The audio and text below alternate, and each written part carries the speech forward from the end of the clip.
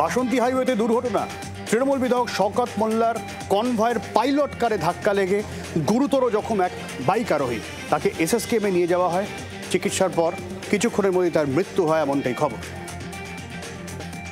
বিধানসভায় যাওয়ার পথে দুর্ঘটনার কবলে পড়ল তৃণমূল বিধায়ক শওকত মোল্লার কনভয়।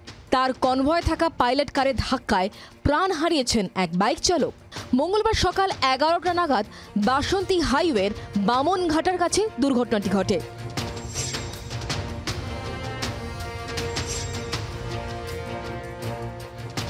পুলিশ এবং স্থানীয় সূত্রে জানা গিয়েছে, এদিন সকালে জীবনতলা থেকে বাসন্তী হাইওয়ে ধরে কলকাতায় যাচ্ছিলেন ক্যানিং পূর্বের বিধায়ক শওকত মোল্লা। হঠাৎ করেই তার কনভয়ের সামনে থাকা পুলিশের পাইলট কারের অ্যাক্সিলারেটর ভেঙে যায়। নিয়ন্ত্রণ হারিয়ে একটি বাইকে ধাক্কা মারে গাড়িটি। আমি যখন বিধানসভা আসছিলাম, আমার সামনে পাইলট কার ছিল। বামনঘাটা বাজার পার হয়ে এসে বাসন্তী হাইওয়ের উপরে হঠাৎ করে পাইলট কারের অ্যাক্সিলারেটরটা ভেঙে যায়। ডান দিকে গিয়ে বাইক আরোহী ধাক্কা মারে এবং ওখানে যে লাইট পোস্ট আছে লাইট পোস্টে ধাক্কা মারে। সিসিটিভি ফুটেজ আমি খতিয়ে দেখছি, যখন অ্যাভেলেবল হবে আমি ওটা প্রকাশ করব।